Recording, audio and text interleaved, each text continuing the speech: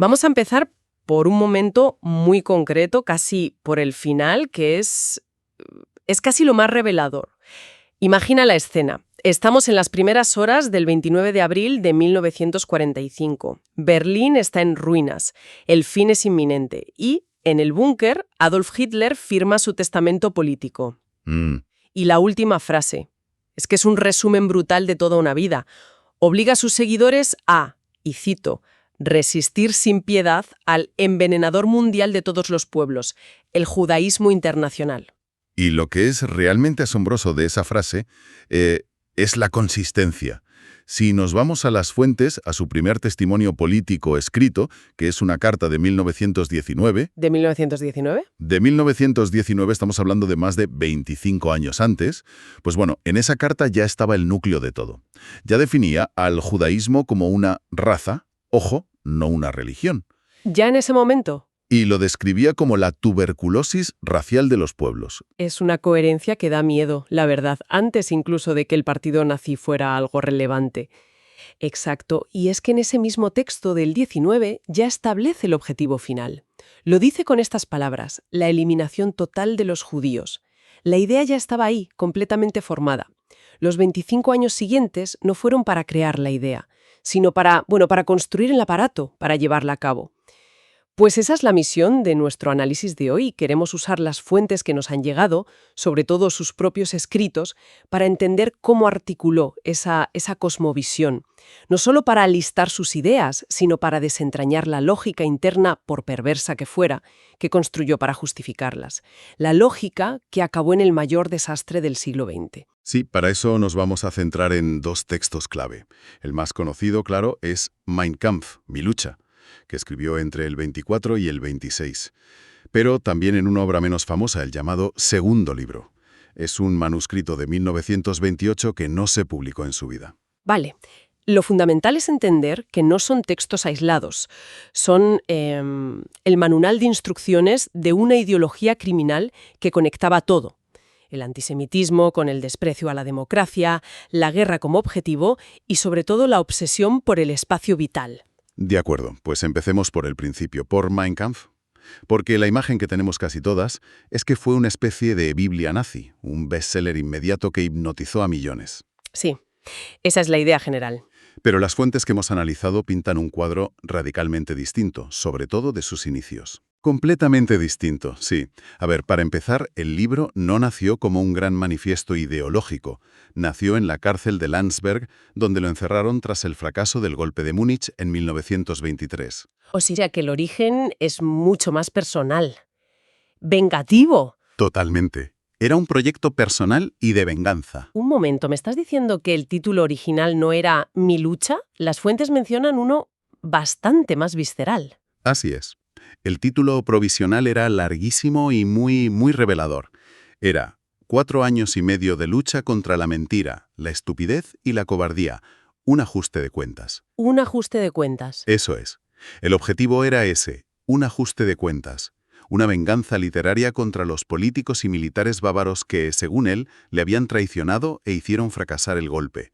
No pensaba en las masas, pensaba en sus enemigos directos. Eso lo cambia todo. No suena al plan de un líder mesiánico, sino más bien al resentimiento de un conspirador al que le ha salido todo mal. Exacto. Entonces, ¿qué pasa? ¿Qué ocurre para que ese ajuste de cuentas se transforme en el manifiesto que conocemos? Es un salto enorme. Pues pasa que aprende una lección, a la fuerza. El fracaso del golpe le enseñó que la violencia directa, la insurrección, no funcionaba contra el Estado. Y ahí concluye que la única vía para llegar al poder era lo que él mismo llamó la táctica de la legalidad. Usar las herramientas de la democracia para destruirla desde dentro. Precisamente. Ganar elecciones. Y claro, para eso, un libro que atacaba a sus antiguos aliados en Baviera era un problema. Necesitaba unirlos. Era contraproducente. Claro. Así que el proyecto cambia por completo.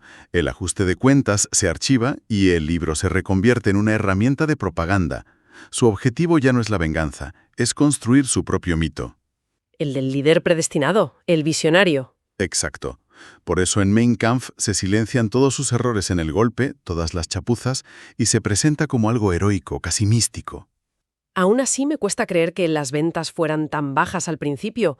Con la imagen que tenemos hoy, parece que toda Alemania corrió a comprarlo. Las fuentes explican por qué no conectó.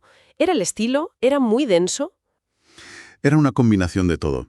Para empezar, a mediados de los 20, el partido nazi era una fuerza, pues, marginal. Pero es que el libro en sí era un obstáculo. Es denso, es confuso, está fatal escrito. Es un caos.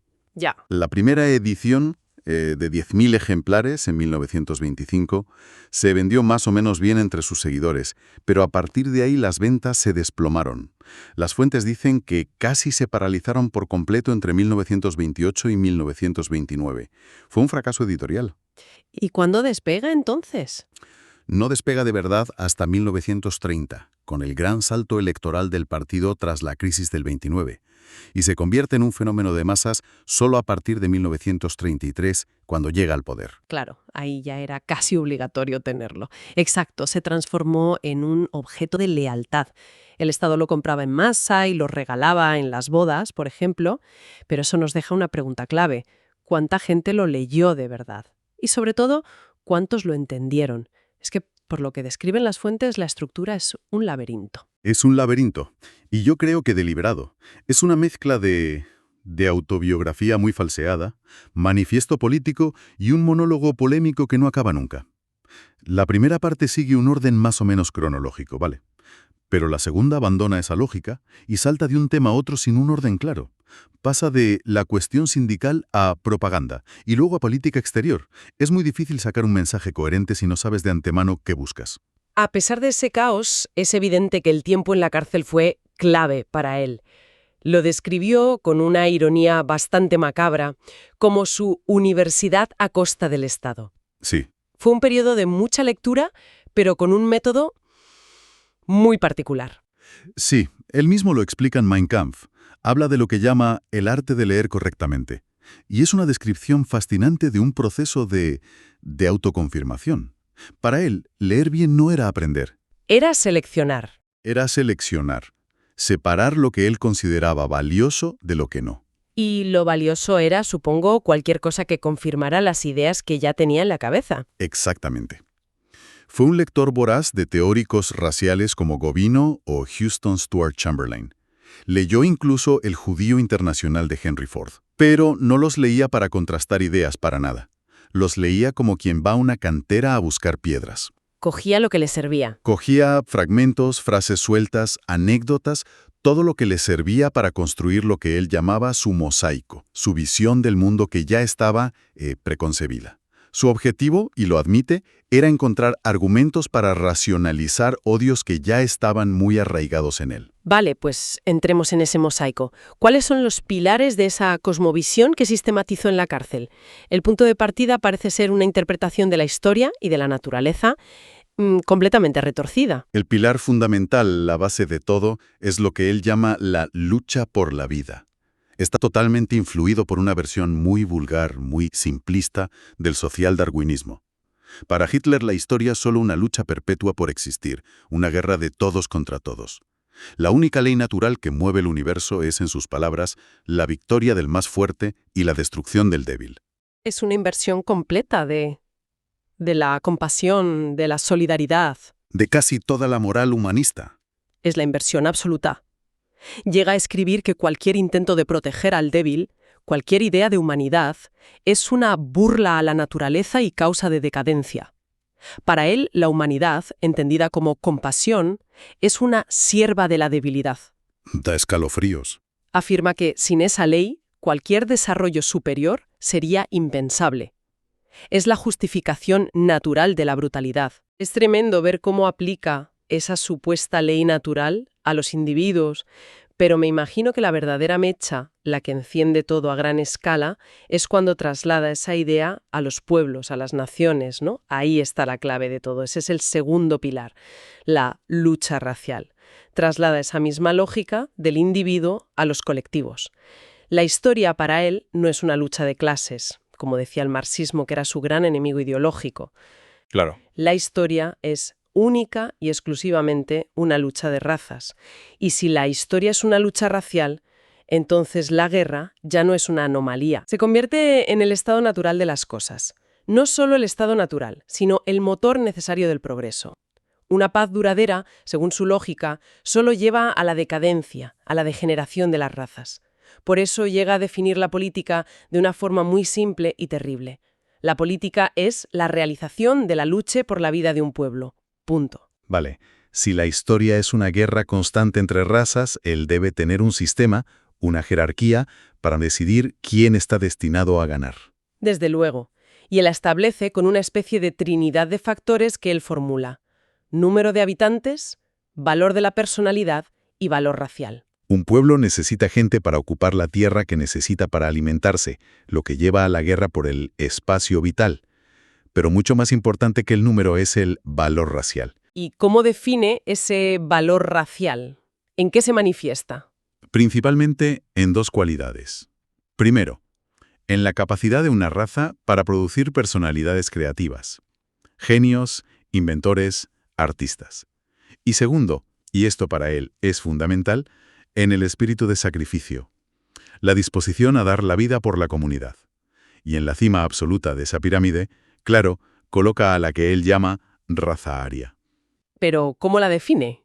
¿Qué la hace supuestamente superior según su sistema? El ario es, para él, el fundador de la cultura. Y lo es por eso, por su idealismo, por su disposición a sacrificar el yo por el grupo. En su visión, todo lo que consideramos cultura, arte, ciencia, tecnología, es casi exclusivamente producto creativo del ario. Y a partir de ahí construye una jerarquía. Sí, una que adapta de ideólogos del siglo XIX. Un sistema muy simple de 3 niveles. A ver, en la cima, los fundadores de cultura, solo los arios. En un segundo nivel, los portadores de cultura. Aquí pone como ejemplo a los japoneses, razas que, según él, asimilan la cultura aria pero no pueden crearla. Y en el nivel más bajo, por supuesto, los destructores de cultura. Entiendo.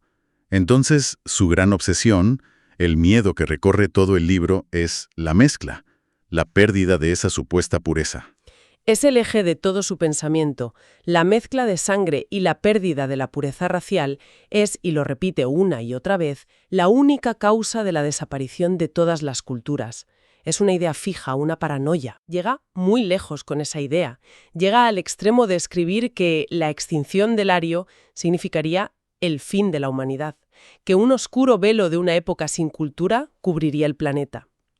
Esta creencia es lo que le convence de que tiene una misión histórica, casi sagrada, preservar la pureza de la sangre a cualquier coste. Entonces, si el ario es el creador y su misión es preservar su pureza, tiene que existir una fuerza opuesta, un destructor. Y aquí es donde toda esta ideología enrevesada converge en un único y obsesivo punto, ¿verdad? En un único punto. El judío. Es la pieza final que cierra su sistema delirante. En la cárcel, su antisemitismo, que ya era extremo, se radicaliza todavía más y se racionaliza. Lo integra en esta cosmovisión. Los judíos dejan de ser un grupo al que odia para convertirse en un principio metafísico del mal. O sea, no es solo un enemigo político o social, es algo más, mucho más. Es el parásito eterno, la tuberculosis racial de los pueblos, el antihumano. Lo personaliza como el enemigo universal que está detrás de absolutamente todo lo que él combate. El internacionalismo, el pacifismo, la democracia, el capitalismo financiero y, por encima de todo, el marxismo y el bolchevismo, el gran titiritero en la sombra. Eso es. Es una teoría de la conspiración de alcance mundial, donde cada pieza, por distinta que parezca, encaja. Y él describe cuál es el objetivo de esa conspiración. Sí, él habla de una conspiración judía mundial para dominar el mundo. Y su método principal, la mestización. Promover la mezcla de sangres para debilitar y destruir la pureza racial de los pueblos superiores, sobre todo de los arios. La lucha del ario contra el judío se convierte así en una batalla apocalíptica, casi teológica. Una batalla teológica. Hay una frase en Mein Kampf que citan las fuentes que es absolutamente escalofriante en ese sentido. Sí. Al defenderme de los judíos, lucho por la obra del Señor. Al decir esto, eleva su antisemitismo a la categoría de misión divina. Él no está haciendo política, está ejecutando la voluntad de Dios o de la providencia. Y eso es lo que le da esa radicalidad. Claro. Esta creencia en una misión salvadora es lo que le da esa radicalidad exterminadora. No hay espacio para el compromiso, no hay espacio para la duda. Y esta cosmovisión tan abstracta y paranoica no se queda en la teoría. Se traduce en un programa político y militar muy, muy concreto en sus escritos. Por supuesto, el siguiente paso lógico es la necesidad de espacio vital, Lebensraum. Alemania, según él, está ahogada, superpoblada y sin recursos. Para sobrevivir y cumplir su destino, necesita expandirse. Y aquí es donde rompe con la política exterior alemana de siempre. Abandona la idea de las colonias de ultramar, totalmente. Lo considera un error. La expansión debe ser continental y en una única dirección, hacia el este. Hacia Polonia, Ucrania, Rusia. Los territorios eslavos. Exacto. Y esta guerra tiene un doble objetivo que es inseparable. Por un lado es una guerra de conquista material, obtener tierras y recursos, pero al mismo tiempo, y esto es más importante, es una guerra de exterminio ideológico. Ahí es donde todo conecta. El este no es solo un territorio, es la sede del enemigo. Exactamente. Es la sede del bolchevismo judío. Él estaba convencido de que la Unión Soviética era un estado controlado por judíos para dominar el mundo. Así que la guerra en el este es la síntesis perfecta de toda su ideología, la lucha racial por el espacio vital contra el enemigo judío en su forma política, el comunismo. Su gran meta era un imperio racial continental. Basado en la esclavitud y el exterminio. Es increíble ver cómo incluso sus planes de alianzas, los que propone en sus libros, estaban completamente subordinados a este único gran objetivo. Todo estaba subordinado a ello. Cuando en el segundo libro habla de buscar una alianza con la Italia fascista y con el Imperio Británico, no lo hace por un deseo de paz. Su idea era que una alianza con Gran Bretaña le daría cobertura. Le protegería las espaldas. Eso es, le protegerían el oeste para tener las manos libres y preparar con tiempo la gran guerra de aniquilación en el este. Cada movimiento diplomático era un paso hacia esa guerra final. Entonces, si unimos todas las piezas que hemos analizado, lo que emerge de estas fuentes es una cosmovisión completamente cerrada, pseudocientífica y profundamente paranoica. Pero, y esto es lo más aterrador, con una lógica interna implacable. Todo encaja dentro de su sistema de mente. Todo encaja. La lucha racial como motor de la historia, la superioridad aria como única creadora de cultura, el enemigo judío como el principio destructor, y finalmente la guerra en el este como la culminación de todo, como una misión casi sagrada para la supervivencia no solo de Alemania, sino de la humanidad. Y esta construcción ideológica, que él sistematizó en gran parte en la soledad de su celda, se mantuvo prácticamente idéntica hasta el final, en el búnker. Inalterada en lo esencial. Él estaba genuinamente convencido de que no estaba implementando una política, se veía como el mero ejecutor de una voluntad eterna que gobierna este universo, el instrumento de una ley natural de hierro, por encima de cualquier moral. Por eso no sentía culpa. Sino la convicción de estar cumpliendo un mandato cósmico. Hay una frase que aparece en las fuentes que proyecta esta ambición a una escala que va más allá de Alemania, incluso de Europa, a una escala planetaria. Sí, es una visión de un futuro lejano. Escribe que en ese futuro podrían surgir problemas para la humanidad de tal magnitud que, y cito, solo una raza superior, como pueblo dominante, apoyada en los medios y posibilidades de todo un planeta, estará llamada a resolver. La ambición final. No se trataba solo de conquistar Europa, sino de reorganizar el mundo entero bajo su supuesta raza superior para afrontar desafíos que él imaginaba casi de ciencia ficción.